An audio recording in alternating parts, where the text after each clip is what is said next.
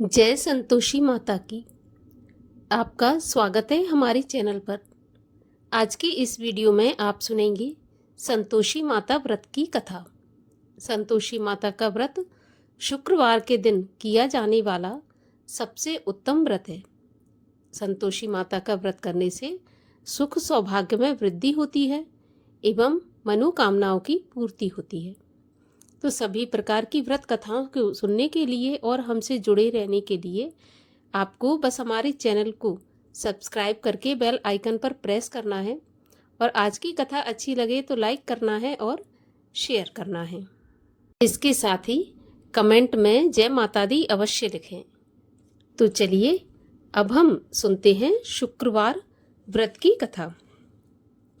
एक बुढ़िया माँ थी और उसके 7 पुत्र थे। 6 कमाने वाले थे, एक निकम्मा था। बुढ़िया माँ 6 पुत्रों की रसोई बनाती, भोजन कराती और पीछे से जो कुछ बचता तो 7वें को दे देती थी। परंतु वह बड़ा भोला भाला था। वह मन में कुछ भी विचार नहीं करता था। एक दिन अपनी बहू से बोला, देखो मेरी माता मुझसे कितना प्यार करती है। वह बोली, क्यों नहीं, सबका झूठा बचा हुआ तुमको खिलाती है। वह बोला, ऐसा नहीं हो सकता, मैं जब तक अपनी आंखों से न देखूं तब तक नहीं मान सकता। तो बहू ने कहा, देख लोगे तब तो मान लोगे। कुछ दिन के बाद बहुत बड़ा त्योहार आया। घर में 7 प्रकार के भोजन और चूरमा के लड्डू बने। वह जांचने के लिए सिर दर्द का बहाना बनाकर पतला कपड़ा सिर पर ओढ़कर रसोई घर में सो गया और कपड़े में से सब देखता रहा। 6 भाई भोजन करने आए। उसने देखा कि माँ ने उनके लिए सुंदर सुंदर आसन बिछाए, 7 प्रकार की रसोई परोसी और आग्रह करके जिमाती रही। वह सब देखता रहा। 6 भाई भोजन करके उठे तब माता ने उनकी जूठी थालियों में से लड्डुओं के टुकड़ों को उठाया और एक लड्डू बनाया। जूठन साफ कर बुढ़िया माँ ने पुकारा, उठो बेटा, 6 भाई भोजन कर गए, अब तू ही बाकी है, उठना, कब खाएगा। वह कहने लगा, माँ मुझे भोजन नहीं करना, मैं परदेश जा रहा हूँ। माता ने कहा, कल जाता हो तो आज ही चला जा। वह बोला, हाँ हाँ आज ही जा रहा हूँ। यह कहकर वह घर से निकल गया। चलते समय बहू की याद आई। वह गौशाला में उपली थाप रही थी। वहीं जाकर उससे बोला, हम जावेंगे परदेश को, आवेंगे कुछ काल, तुम रहियो संतोष से, धर्म आप नो पाल। वह बोली, जाओ पिया आनंद से, हमरो सोच हटाए, राम भरोसे हम रहें, ईश्वर तुम्हें सहाय। देव निशानी आपकी, देख धरू में धीर, सुध हमरी न बिसारियो, रखियो मन गंभीर। वह बोला, मेरे पास तो कुछ नहीं, यह अंगूठी है सो ले लो और अपनी कुछ निशानी मुझे दो। तब वह बोली, मेरे पास क्या है, यह गोबर भरा हाथ है। यह कहकर उसकी पीठ में गोबर के हाथ की थाप मार दी। वह चल दिया। चलते चलते दूर देश में पहुंचा। वहां पर एक साहूकार की दुकान थी। वहां जाकर कहने लगा, भाई मुझे नौकरी पर रख लो। साहूकार को जरूरत थी तो वह बोला, रह जा। लड़के ने पूछा, तनख्वाह क्या दोगे। तब साहूकार ने कहा कि काम देखकर दाम मिलेंगे। अब लड़के को साहूकार की नौकरी मिल गई। वह सवेरे 7 बजे से रात तक नौकरी बजाने लगा। कुछ दिनों में दुकान का सारा लेन देन, हिसाब किताब, ग्राहकों को माल बेचना, सारा काम करने लगा। साहूकार के 7-8 नौकर थे। वे सब चक्कर खाने लगे कि यह तो बहुत होशियार बन गया। सेठ ने भी काम देखा और 3 महीने में उसे मुनाफे का साझीदार बना लिया। 12 वर्ष में ही वह नामी सेठ बन गया और मालिक सारा कारोबार उस पर छोड़कर बाहर चला गया। अब बहू पर क्या बीती सो सुनो। सास ससुर उसे दुख देने लगे। सारी गृहस्थी का काम करा के उसे लकड़ी लेने जंगल में भेजते। इस बीच घर की रोटियों के आटे से जो भूसी निकलती उसकी रोटी बनाकर रख दी जाती और फूटे नारियल के खोपड़े में पानी। इस तरह दिन बीतते रहे। एक दिन वह लकड़ी लेने जा रही थी कि रास्ते में बहुत सी स्त्रियां संतोषी माता का व्रत करती दिखाई दी। वह वहां पर खड़ी होकर कथा सुनने लगी और बोली, बहनों, यह तुम किस देवता का व्रत करती हो और इसके करने से क्या फल मिलता है? इस व्रत के करने की क्या विधि है? यदि तुम अपने व्रत का विधान मुझे समझाकर कहोगी तो मैं तुम्हारा बहुत एहसान मानूंगी। तब उनमें से एक स्त्री बोली, सुनो, ये संतोषी माता का व्रत है। इसके करने से निर्धनता, दरिद्रता का नाश होता है और लक्ष्मी आती है। मन की चिंताएं दूर होती हैं। घर में सुख होने से मन को प्रसन्नता और शांति मिलती है। निपुत्री को पुत्र मिलता है। प्रियतम बाहर गया हो तो जल्दी आ जाता है। कुंवारी कन्या को मनपसंद वर मिलता है। राजद्वारे में बहुत दिनों से मुकदमा चलता हो तो खत्म हो जाता है। सब तरह की सुख शांति हो, घर में धन जमा हो, पैसा जायदाद का लाभ हो, रोग दूर हो जाए तथा और जो भी कुछ कामना मन में हो, सब इस संतोषी माता की कृपा से पूरी हो जाती हैं। इसमें कोई संदेह नहीं है। वह पूछने लगी, यह व्रत कैसे किया जाता है, यह भी बताओ तो बड़ी कृपा होगी। तो स्त्री कहने लगी, 1.25 रुपये का गुड़ चना लेना, इच्छा हो तो 5.25 रुपये का ले लेना, या फिर 11.25 रुपये का। अपनी सहूलियत के अनुसार जितना बन सके सवाया ही लेना। 1.25 रुपये से 5.25 रुपये तथा इससे भी ज्यादा शक्ति और भक्ति के अनुसार लेना। हर शुक्रवार को निराहार रहकर कथा कहना सुनना, इसके बीच क्रम टूटे नहीं। लगातार नियम पालन करना। सुनने वाला कोई नहीं मिले तो घी का दीपक जलाकर उसके सामने जल के पात्र को रखकर कथा कहना, परंतु नियम नहीं टूटे।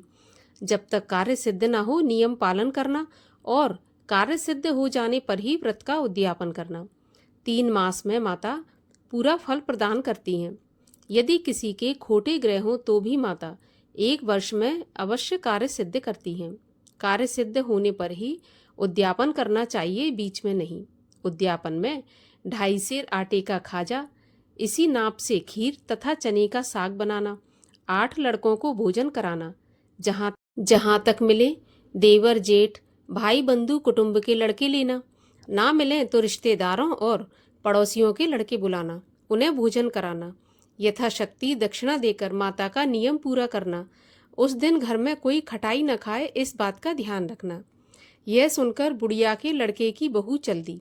रास्ते में लकड़ी के बोझ को बेच दिया और उन पैसों से गुड़ चना लेकर माता के व्रत की तैयारी कर आगे चली और सामने मंदिर देख पूछने लगी, यह मंदिर किसका है। तब सब कहने लगे, यह संतोषी माता का मंदिर है। यह सुन माता के मंदिर में जा माता के चरणों में लौटने लगी। दीन होकर विनती करने लगी, माँ, मैं निपट मूर्ख हूँ, व्रत के नियम कुछ नहीं जानती, मैं बहुत दुखी हूँ।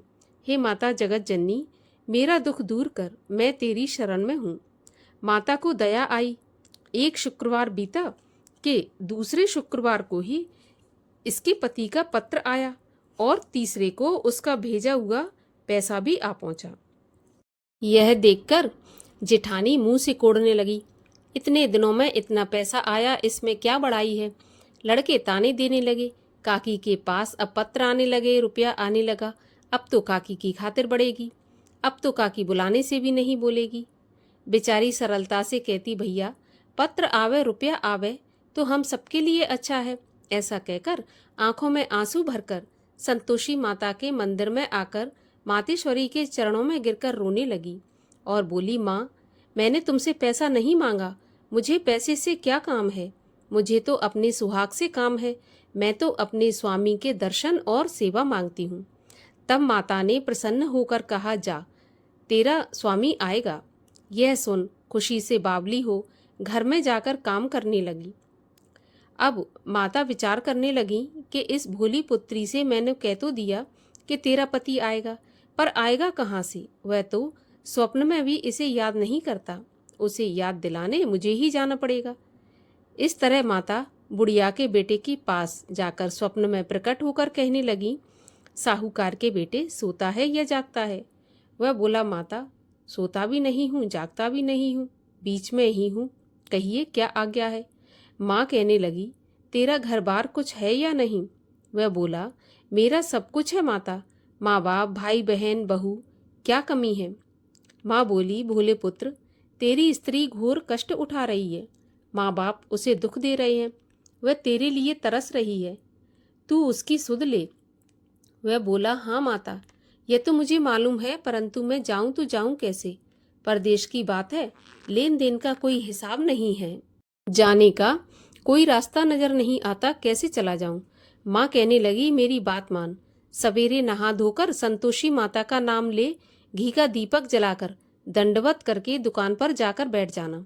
देखते देखते तेरा लेन देन चुक जाएगा, जमा माल बिक जाएगा, शाम होते होते धन का ढेर लग जाएगा। वह सवेरे बहुत जल्दी उठकर स्नान आदि करके संतोषी माता को दंडवत कर घी का दीपक जलाकर दुकान पर जा बैठा। थोड़ी देर में वह क्या देखता है कि देने वाले रुपया लाए, लेने वाले हिसाब लेने लगे। कोठे में भरे सामानों के खरीदार नगद दाम में सौदा करने लगे। शाम तक धन का ढेर लग गया। माता का चमत्कार देख प्रसन्न हो मन में माता का नाम ले घर ले जाने के वास्ते गहना कपड़ा खरीदने लगा और वहां के काम से निपटकर वह घर को रवाना हुआ। यहाँ बहू बिचारी जंगल से लकड़ी लेने जाती है, लौटते वक्त माँ के मंदिर पर विश्राम करती है। वह तो उसका रोजाना रुकने का स्थान था। दूर से धूल उड़ती देखकर वह माता से पूछती है, हे माता, ये धूल कैसी उड़ रही है?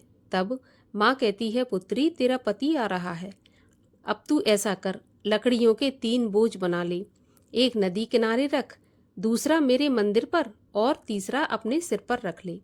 तेरे पति को लकड़ी का गट्ठा देखकर मोह पैदा होगा, वह वहां रुकेगा, नाश्ता पानी बना खाकर माँ से मिलने जाएगा। तब तू लकड़ियों का बोझ उठाकर घर जाना और बीच चौक में गट्ठा डालकर 3 आवाजें जोर से लगाना, लो सासू जी, लकड़ियों का गट्ठा लो, भूसे की रोटी दो और नारियल के खोपड़े में पानी दो, आज कौन मेहमान आया है। माँ की बात सुनकर बहू बहुत अच्छा माता कहकर प्रसन्न हो लकड़ियों के 3 गट्ठे ले आई। एक नदी के तट पर रखा, एक माता के मंदिर पर रखा। इतने में ही एक मुसाफिर आ पहुंचा। सूखी लकड़ी देख उसकी इच्छा हुई कि अब यहीं पर विश्राम करें और भोजन बना खाकर गांव जाएं। इस प्रकार भोजन बना विश्राम कर वह गांव को गया। सबसे प्रेम से मिला। उसी समय बहू सिर पर लकड़ी का गट्ठा लिए आती है। लकड़ी का भारी बोझ आंगन में डालकर जोर से 3 आवाज देती है, लो सासू जी, लकड़ी का गट्ठा लो, भूसे की रोटी दो, नारियल के खोपड़े में पानी दो, आज कौन मेहमान आया है। यह सुनकर सास बाहर आकर अपने दिए हुए कष्टों को भुलाते हुए कहती है, बहू, ऐसा क्यों कहती हो? तेरा मालिक ही तो आया है। आ बैठ, मीठा भात खा, भोजन कर, कपड़े गहने पहन। इतने में आवाज सुनकर उसका स्वामी बाहर आता है और अंगूठी देखकर व्याकुल होकर माँ से पूछता है, माँ, यह कौन है? माँ कहती है, बेटा, यह तेरी बहू है। आज 12 वर्ष हो गए जब से तू गया है, तब से सारे गांव में जानवर की तरह भटकती फिरती है। काम काज घर का कुछ करती नहीं, 4 समय आकर खा जाती है। अब तुझे देखकर भूसे की रोटी और नारियल के खोपड़े में पानी मांगती है। वह लज्जित होकर बोला, ठीक है माँ, मैंने इसे भी देखा है और तुम्हें भी देखा है। अब मुझे दूसरे घर की चाबी दो तो मैं उसमें जाकर रहूँगा। तब माँ बोली, ठीक है बेटा, जैसी तेरी मर्जी। यह कहकर माँ ने चाबी का गुच्छा पटक दिया। उसने चाबी लेकर दूसरे कमरे में, जो कि तीसरी मंजिल के ऊपर था, खोलकर सारा सामान जमाया। एक दिन में ही वहाँ राजा के महल जैसा ठाट बाट बन गया। अब क्या था, वे दोनों सुखपूर्वक रहने लगे। इतने में अगला शुक्रवार आया। बहू ने अपने पति से कहा कि मुझे माता का उद्यापन करना है। तो पति बोला, बहुत अच्छा, खुशी से करो। वह तुरंत ही उद्यापन की तैयारी करने लगी। जेठ के लड़कों को भोजन के लिए कहने गई। उन्होंने मंजूर किया, परंतु पीछे जेठानी अपने बच्चों को सिखाती है, देखो रे, भोजन के समय सब लोग खटाई मांगना, जिससे उसका उद्यापन पूरा ना हो सके। लड़के जीमने आए, खीर पेट भर कर खाई, परंतु याद आते ही कहने लगे, हमें कुछ खटाई दो, खीर खाना हमें नहीं भाता, देखकर अरुचि होती है। बहू कहने लगी, खटाई किसी को नहीं दी जाएगी, यह तो संतोषी माता का प्रसाद है। लड़के तुरंत उठकर खड़े हुए, बोले, पैसे लाओ। तो भोली बहू कुछ जानती नहीं थी, तो उन्हें पैसे दे दिए। लड़के उसी समय जाकर के इमली लेकर खाने लगे। यह देखकर बहू पर संतोषी माता ने कोप किया। राजा के दूत उसके पति को पकड़कर ले गए। जेठ जेठानी मनमाने खोटे वचन कहने लगे। लूट लूट कर धन इकट्ठा करके लाया था, सो राजा के दूत पकड़कर ले गए। अब सब मालूम हो जाएगा जब जेल की हवा खाएगा। बहू से ऐसे वचन सहन नहीं हुए। रोती रोती माता के मंदिर में गई। हे माता, तुमने यह क्या किया? हंसाकर अब क्यों रुलाया? माता बोली, पुत्री, तूने उद्यापन करके मेरा व्रत भंग किया है। इतनी जल्दी सारी बातें भुला दी। वह कहने लगी, माता, भूली तो कुछ भी नहीं हूँ, ना ही कुछ अपराध किया है। मुझे तो लड़कों ने भूल में डाल दिया। मैंने भूल से उन्हें पैसे दे दिए।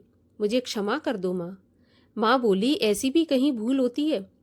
वह बोली, माँ, मुझे माफ़ कर दो, मैं फिर से तुम्हारा उद्यापन करूँगी। माँ बोली, अब भूल मत करना। वह बोली, माता, अब भूल नहीं होगी, बताओ अब वे कैसे आएंगे? तो माँ बोली, जा, तेरा पति तुझे रास्ते में ही आता मिलेगा। वह घर को चली। रास्ते में पति आता मिला। उसने पूछा, तुम कहाँ गए थे? वह बोला, इतना धन जो कमाया है उसका टैक्स राजा ने मांगा था, वही भरने गया था। वह प्रसन्न होकर बोली, भला हुआ, अब घर चलो। कुछ दिन के बाद फिर से शुक्रवार आया। वह बोली, मुझे माता का उद्यापन करना है।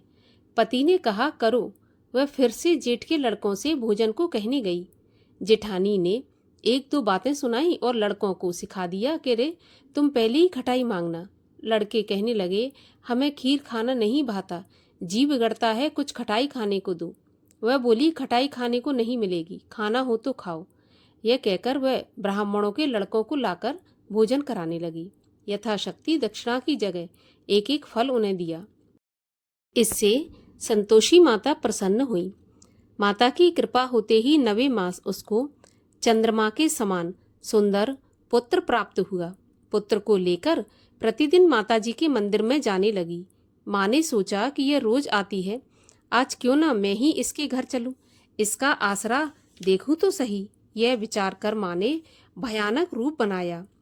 गुड़ और चने से सना मुख, ऊपर से सूंड के समान होंठ, जिस पर मक्खियां भिनभिना रही थीं। दहलीज में पांव रखते ही उसकी सास चिल्लाई, देखो रे, कोई चुड़ैल चली आ रही है, लड़कों इसे भगाओ नहीं तो किसी को खा जाएगी। लड़के डरने लगे और चिल्लाकर खिड़की बंद करने लगे।